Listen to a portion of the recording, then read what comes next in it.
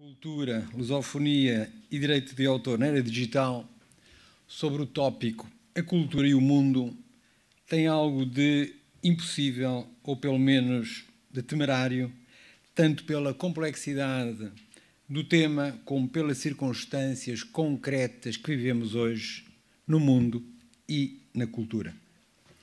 Foi esse, contudo, o desafio da SPA que aceitei e a que muito modestamente procurarei responder, propondo algumas reflexões que me parecem hoje as mais centrais a um olhar que se queira atento sobre a cultura e o mundo em que vivemos. Faço partindo de uma exigência que é talvez a exigência intelectual mais difícil, que é a de se pensar o mundo a partir do imperativo muito preciso, o de sermos contemporâneos do nosso próprio tempo. É um imperativo que, todavia, tudo dificulta, e sabemos-lo bem. Ora, porque as palavras que herdamos e aquelas que aprendemos dificilmente conseguem apanhar a proliferação de inovações que constantemente se nos oferecem. Ora, porque as histórias que nos contaram e os conceitos que nos ensinaram resistem mal ao embate com a realidade, cujos aspectos inesperados, insólitos, se multiplicam e lhes escapam.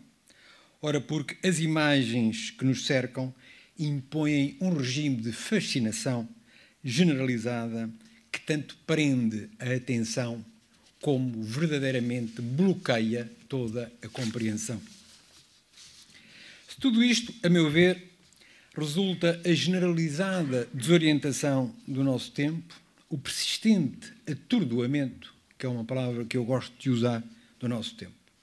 Nós vivemos ideologias, filosofias, religiões. Todos os sistemas de referência se transformaram profundamente nas últimas décadas, tomando, nuns casos, formas frágeis, descartáveis, opcionais, enquanto, noutros casos, esses mesmos sistemas de referência adquiriram contornos dogmáticos, fanáticos e intolerantes. Nesta situação, é fácil cair na conhecida oposição, polarização entre arcaicos e modernos, entre os que defendem todas as mudanças e os que as diabolizam, sem exceção. Mas para se conseguir ser contemporâneo do seu tempo, é preciso outra grelha, como diria Nietzsche, mais intempestiva. São requeridas outras lentes. É necessária outra visão, que chegue ao detalhe dos factos, sem perder a perspectiva dos acontecimentos. Numa palavra, é preciso combinar dois bens cada vez mais escassos no nosso tempo: a atenção e o conhecimento. Eu sigo há muito as ideias de um autor com quem tenho, de resto, o privilégio de as poder discutir.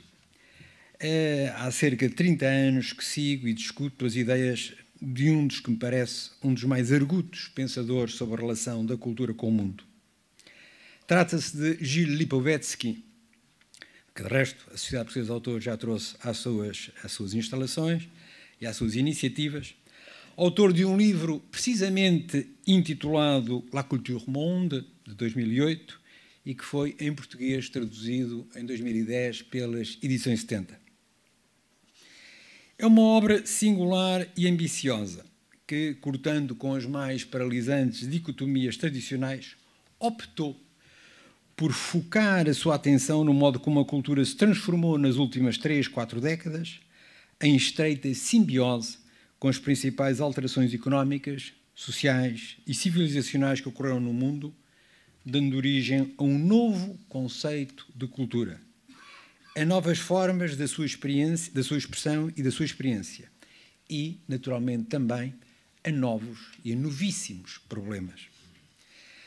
A sua ideia central, que eu subscrevo inteiramente, é que, ao globalizar-se, a cultura mudou não só de forma, mas também de estatuto, sob o efeito simultâneo e convergente de 5 fatores: a planetarização do capitalismo, o desenvolvimento das indústrias culturais e depois das indústrias criativas, a explosão do consumismo, o generalizado impacto da mediatização e a multiplicação sem fim das redes sociais.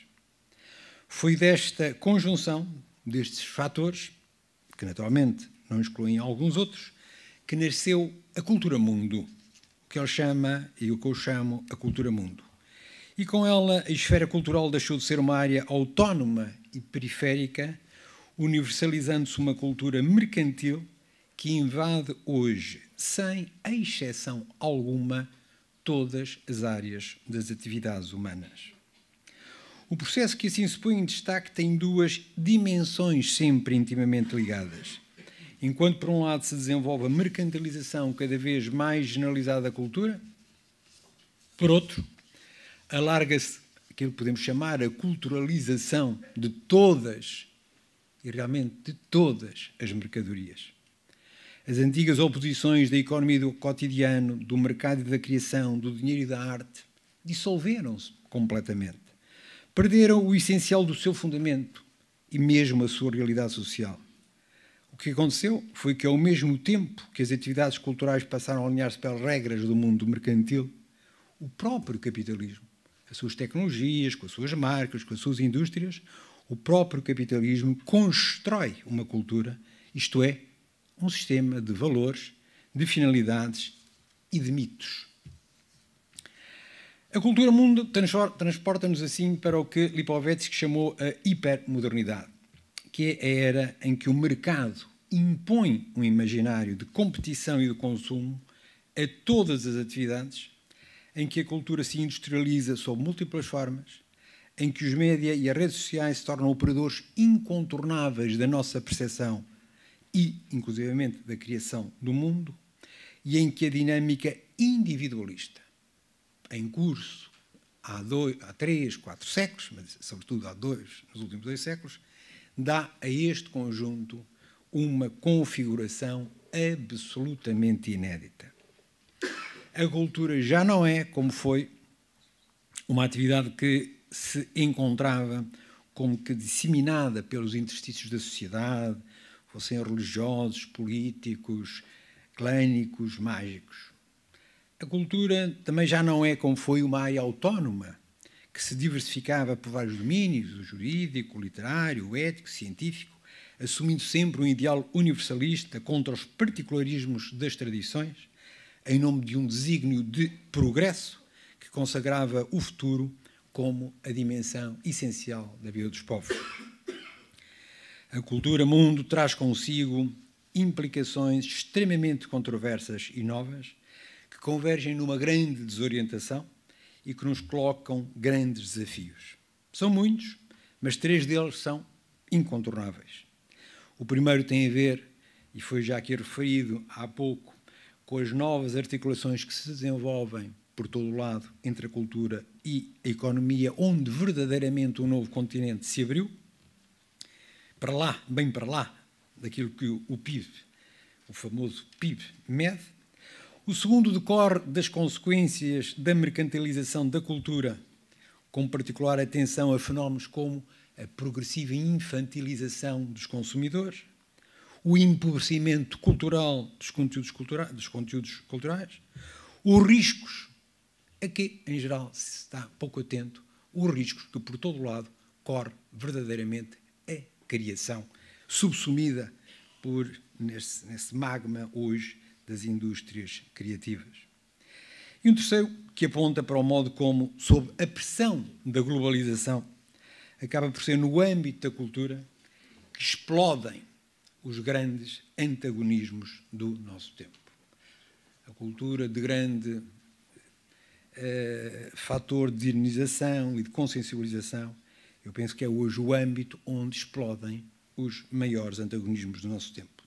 Das guerras da memória até à reivindicação das identidades, das fricções que hoje vemos em torno da laicidade até à multiforme irrupção do religioso, da defesa das línguas até aos conflitos de valores. A meu ver, é a partir daqui que se deve ler e que adquire todo o significado o que se passou recentemente em Paris, quer em janeiro, quer agora em novembro. São quadros que provavelmente será interessante discutir num outro contexto. Desenha-se assim um novo e difícil imperativo.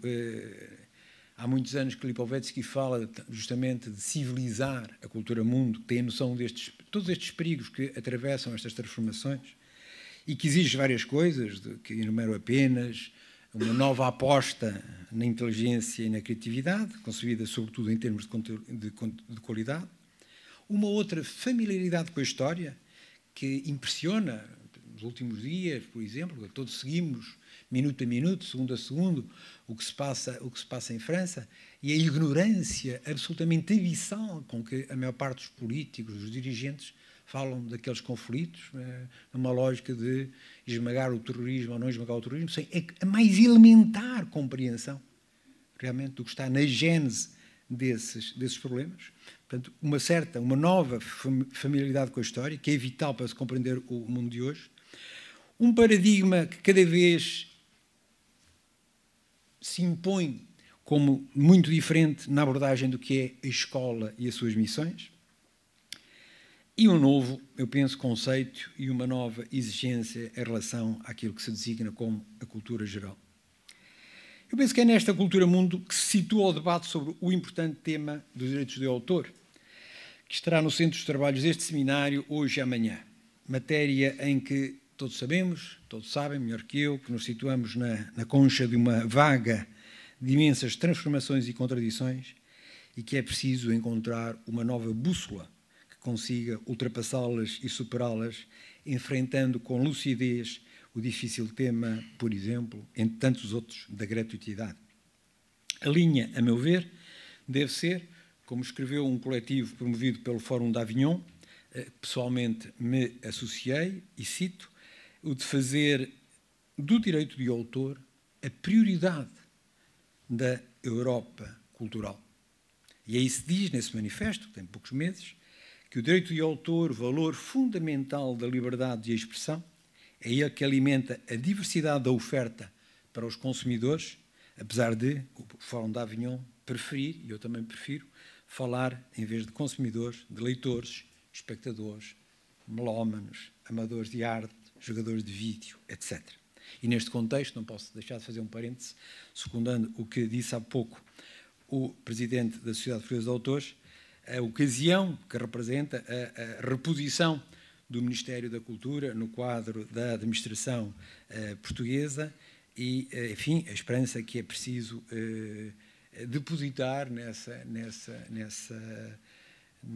reposição e dos votos que é preciso desejar ao Dr. João Soares na difícil missão que assume, que eu só tenho pena, e para ligar agora com o tema que me traz aqui, que é o da lusofonia, que eu só tenho pena que não seja também o Ministério da Cultura, da Comunicação, como devia ser. Eu não vejo o que é a cultura hoje, separada realmente da comunicação, porque já em poucos países isso existe, e que não seja o Ministério da Cultura, eu sempre o resto defendi, da cultura, da comunicação e da lusofonia, que é o que fazia sentido. Mas isso é uma batalha perdida há muito tempo, mas de que eu não desisto. Justamente é esse tema da lusofonia que este seminário traz e sobre o qual eu queria, enfim, também apresentar-vos modestamente duas ou três reflexões. Para lá de ser um tema que eu coloco sempre no confronto que tem marcado as últimas décadas no quadro da globalização, acho que a lusofonia, justamente, é aí que é aí que se pode perceber todos os problemas e todas as potencialidades, fugindo, enfim, a ver nessa oposição, enfim, a raiz de todos os males ou todas as virtudes. Eu penso que todas essas leituras muito simplistas da lusofonia na sua articulação com a globalização, enfim, vieram mostrar sobretudo a enorme o que interessa ver é a enorme alteração na correlação de forças a nível mundial das últimas 2 décadas entre os países que dominaram a economia no século XX e os países emergentes. Mas os factos irão revelar também que a globalização do século XXI não será só política. nem será apenas económica, e que ela comporta cada vez mais um terceiro pilar que podemos e que devemos chamar cultural. A globalização tem vários e deve ter vários pilares. E a atenção a este pilar, que eu chamo vagamente cultural, é absolutamente fundamental, e mais uma vez eu remeto para estes acontecimentos e para a leitura, para a pobre leitura que é feita do que tem acontecido no mundo nos últimos tempos. E esse pilar eu penso que é fundamental para a paz e para a cooperação no mundo, porque só ele pode atenuar justamente os atritos, as tensões e os conflitos que os ameaçam. Porque é uma ilusão, ou melhor, porque o fim das distâncias físicas, a que nós hoje assistimos, na última década, graças à revolução tecnológica, e que se desenvolveu justamente em paralelo com a globalização, revelou também, ao mesmo tempo, o fim das distâncias físicas, revelou a incontornável importância das diferenças civilizacionais e culturais, assim como as suas imensas e inesperadas consequências. As distâncias físicas, ao abolirem-se, não trouxeram maior proximidade cultural, pelo contrário, cavaram uma perspectiva sobre as suas enormes diferenças e acentuaram o modo conflitual de as ver.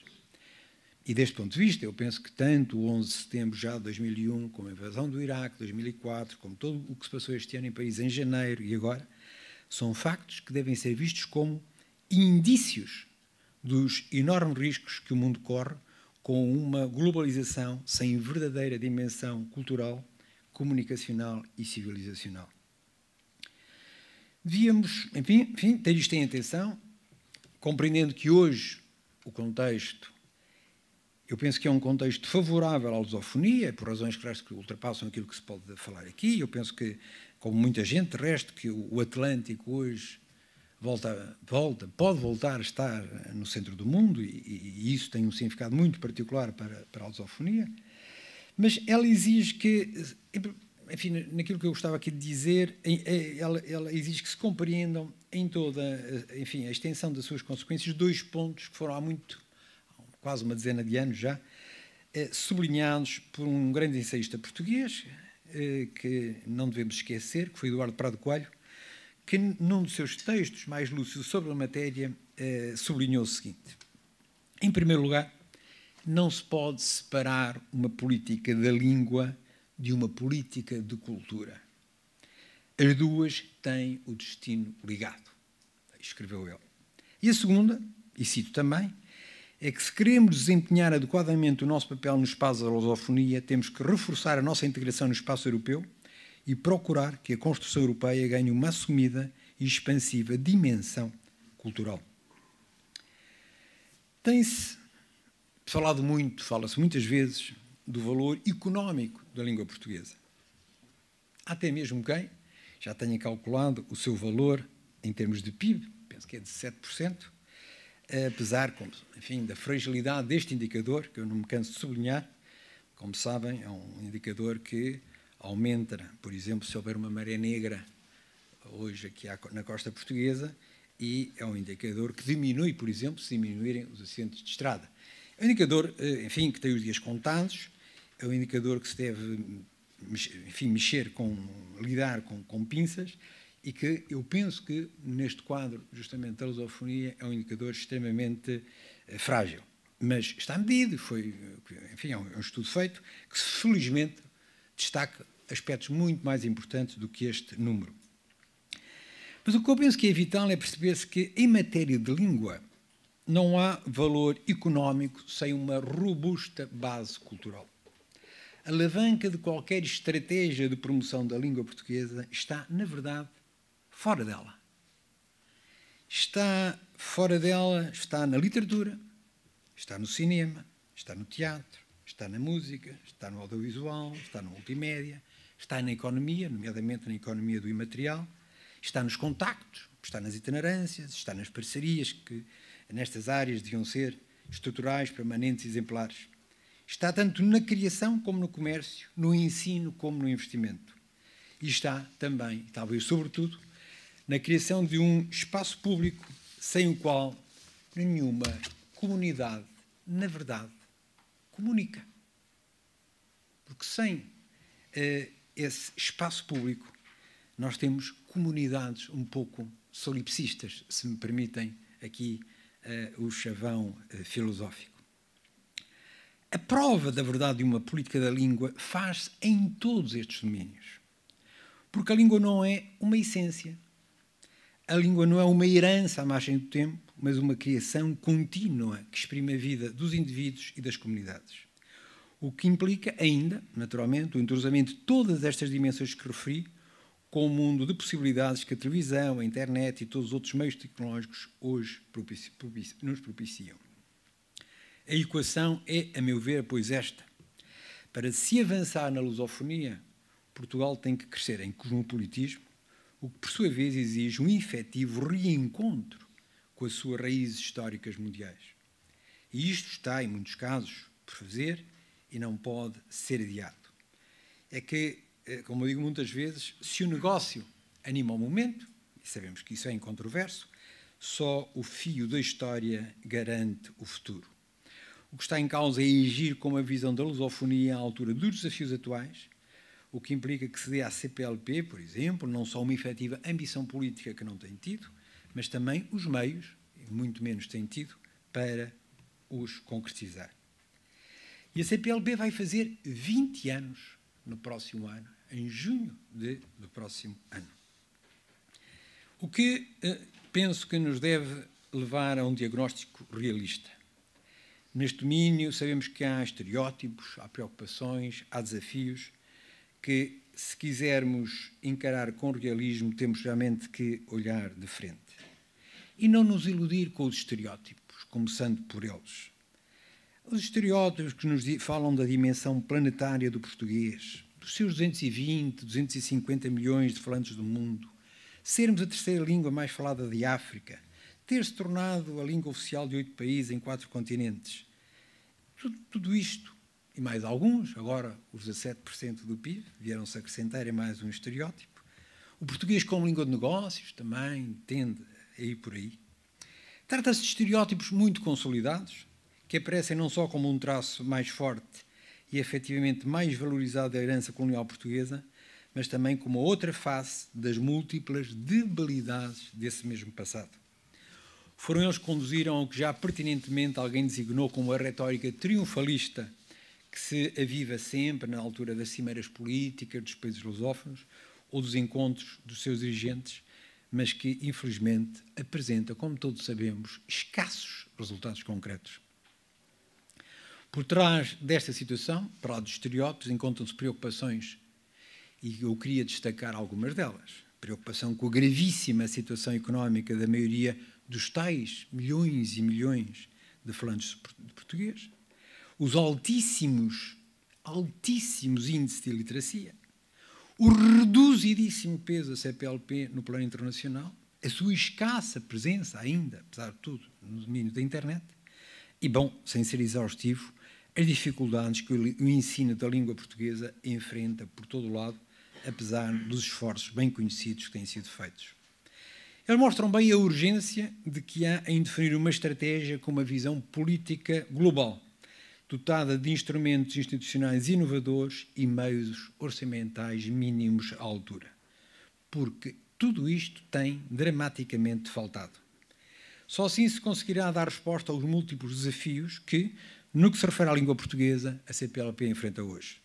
Desafios que passam pela necessidade de harmonizar terminologias científicas e técnicas, enfim, nos domínios mais relevantes, pela dinamização de parcerias e projetos a todos os níveis do ensino, pela invenção eu defendo muito isso também há muito tempo, de um festival cultural lusófono de projeção mundial, que não seria difícil de conceber e de concretizar, pela efetiva criação de uma universidade da CPLP, pela criação de um fórum lusófono permanente de debate dos seus problemas e projetos em articulação com outras áreas linguísticas, como a francofonia, a hispanofonia, mesmo a arabofonia. Por apostas concertadas na área do audiovisual, do multimédia e do digital. E pela construção, insisto sempre, pela construção de um espaço público comum, cada vez mais comum, onde se combine o indispensável cosmopolitismo de uma comunidade plurinacional com as suas raízes históricas mundiais. E ainda, o que parece hoje, nos dias de hoje, provavelmente quase herético, passará tudo isto pelo incremento da livre circulação dos cidadãos lusófonos, como bem tem defendido Abdullah Salim, o presidente da Confederação Empresarial da CPLP, que é uma causa que eu penso que é absolutamente vital para o futuro da CPLP. E é preciso assumir estes desafios, tendo em conta que a situação no mundo de hoje é realmente muito diferente da que existia no momento da criação da CPLP, em 1996. Estes últimos anos criaram um mundo completamente novo. Por fim, convém clarificar, no que diz respeito à lusofonia, um outro ponto, que me parece importante. E é que o critério do peso mundial de uma língua não é, ao contrário do que muitas vezes se diz, e do que parece pensar-se, não é dado pelo número dos seus falantes, mas por outros dois fatores muito distintos, na minha opinião, que são o espaço que essa língua ocupa na cena mundial e, sobretudo, pelo seu grau de difusão. Ou seja, não penso que seja o número de falantes que interessa, embora evidentemente conte, mas a sua influência. Aqui eu acho que a noção de influência é que é decisiva. Razão pela qual defendo há muito que, por exemplo, os dirigentes políticos e não só, de todos os países da CPLP, deviam sempre, em todo o mundo, exprimir-se em português, em todos os atos oficiais, cortando com esse ato que eu considero de submissão política, que é andar pelo mundo a falar portunhol, como eu digo, franciú, bad English, acabando por estropiar tantos anos de esforços para a afirmação da língua portuguesa. E submissão, peço desculpa, é a palavra, porque nunca se viu reciprocidade nessa atitude por parte de líderes estrangeiros, mesmo próximos, que venham a Portugal. Eu lembro aqui o impacto que teve em 2013, talvez, enfim, na altura, por necessidade, mas a necessidade muitas vezes produz virtude, quando Lula, na Cimeira de Davos, acabado de ser eleito, chegou e falou em português. Foi um dos momentos, resto Lula fez muito pela língua portuguesa, realmente, como nós sabemos, não falava outra língua, fez muito pela língua portuguesa, e a língua portuguesa impôs-se, porque ele falava português e naquele contexto multiplicar os seus intérpretes, as traduções, a atenção, etc. É uma obrigação política, do meu ponto de vista, fundamental. Procurando concluir, eu penso que olhar para a cultura e para o mundo em novembro de 2015, o que é mais importante é fazê-lo com a plena convicção que as metamorfoses em curso são mais importantes do que os episódios que aqui ou ali expõem, sobretudo em termos da famosa telenovela da crise. Não é? E procurar avançar, nós devemos procurar avançar com uma decifrar essas metamorfoses, tomando como eixos centrais os que incidem, por um lado, nas transformações da democracia e da sociedade, e, por outro lado, nas grandes mutações do indivíduo e da cultura. Penso que é a decifração essencial. Sem ela, como mudar o que não se aceita? Sem ela, como intervir no que, na verdade, não se conhece? Sem ela, como contornar a aceleração mediática que tudo bloqueia a pretexto de informar? A crise que hoje vivemos, digo uma banalidade, é uma crise de valores, de ideias, de reflexão, de debate, de pensamento e de perspectiva. Sem se perceber muitas vezes bem porquê, o nosso destino coletivo tem sido cada vez mais entregue ao improviso, ao voluntarismo, ao imediatismo, ao marketing, cavando um imenso vazio estratégico que nos deixa paralisados. Prova disso é o facto de vivermos a maior crise do capitalismo desde os anos 30 do século passado e não se vislumbrar sequer uma alternativa global credível que permita configurar um quadro realmente diferente das respostas à crise, revelando assim bem o desarmamento, digamos, eu gosto de usar a palavra o desmuniciamento, o modo como nos desmuniciamos do ponto de vista ideológico, esse desmuniciamento que nos atingiu nas últimas décadas e que, a meu ver, e que termino com este apontamento, resulta de um triplo deslumbramento que se generalizou por todo o lado no Ocidente. Esse triplo deslumbramento consistiu fundamentalmente num fascínio acrítico, em primeiro lugar, com todas as formas emergentes, mais ou menos fraturantes, do individualismo, e que tem 2, 3 séculos de história. Depois, com todas as modalidades de criatividade e de malabarismo do chamado financismo. E, por fim, com todas as ilusões e com todas as promessas do tecnologismo, das novas tecnologias. Todas com as suas virtudes, todas com os seus problemas. Com o individualismo que reivindica cada vez mais direitos, com base numa matriz mais consumista do que cidadã. Com o financismo que garantia a todos um novo bem-estar através do crédito fácil e ilimitado, conduzindo assim, como sabemos, à naturalização social da dívida. E com um tecnologismo que anunciava uma sociedade do conhecimento, um novo mundo, ecrânico e autossuficiente, mas que, na verdade, se revelou gerador de novas formas de ignorância, bem como de modalidades inéditas de submissão e de controle dos indivíduos. E estas 3 formas de deslumbramento emergem, ao meu ver, e estruturam-se de um modo conjunto, articulado, solidário, reforçando-se constantemente umas às outras. O financismo não seria possível, como bem sabemos, sem as novas tecnologias. O tecnologismo não seria viável sem o caldo, digamos, individualista. O individualismo não seria concretizável sem a ilusão do crédito infinito, etc. Este ponto é, a meu ver, fundamental. É por ele não ser compreendido que muitas vezes se apontam como alternativas à ideologia hoje dominante, e há uma só ideologia hoje dominante, ideias que são, afinal, profundamente cúmplices dela.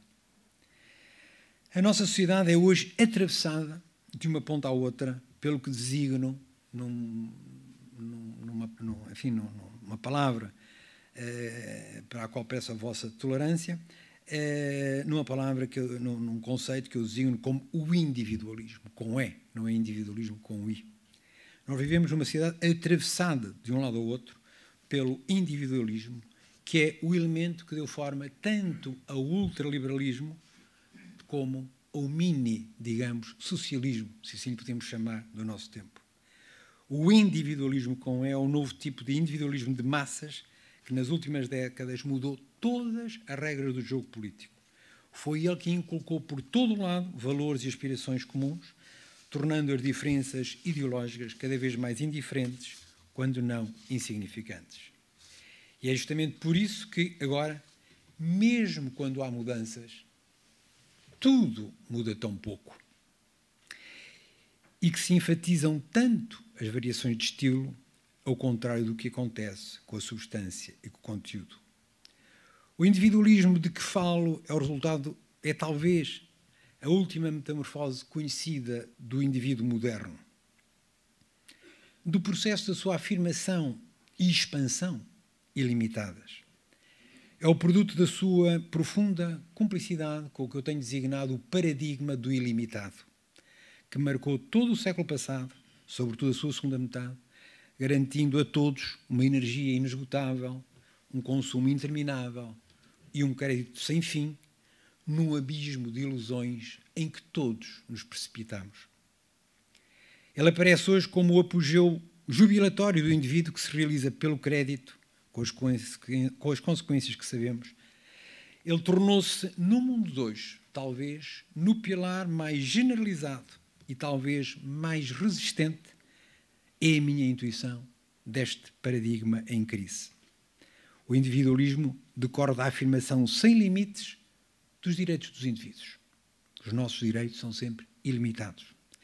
Da progressiva identificação do direito, de todo o direito, e aqui na sociedade sabemos o que isso é, com a proteção da esfera do privado e com a rasura sem precedentes das referências a valores ou a convicções de ordem coletiva. E sem valores ou referências de ordem coletiva, não é possível sequer formular projetos para o futuro.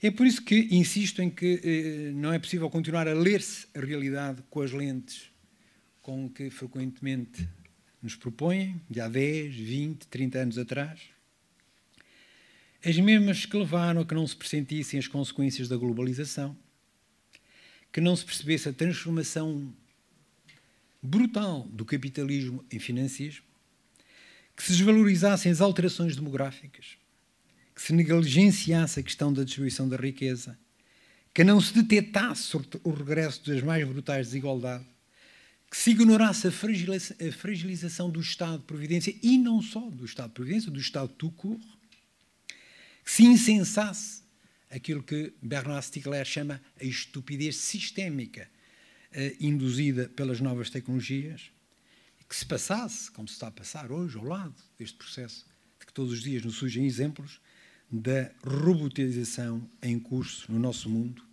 e podia continuar. E tudo isto teve muitas consequências, teve consequências imensas que falta pensar. E é o desafio que, naturalmente, nós temos hoje. Mas talvez a mais grave, e que eu refiro para terminar, seja a das metamorfoses da própria democracia. Num regime que se transforma num regime político que oscila entre formas de intensidade mínima e mutações verdadeiramente já pós-democráticas, que não temos ainda designação, em que a afirmação cada vez maior da liberdade individual se desconecta cada vez mais intensamente do poder coletivo. É talvez a partir daqui, deste imenso paradoxo, que faz de todos nós cada vez cidadãos cada vez mais livres e cada vez mais impotentes, que é preciso renovar o nosso olhar sobre a cultura, sobre a nossa cultura e sobre o nosso mundo. Muito obrigado.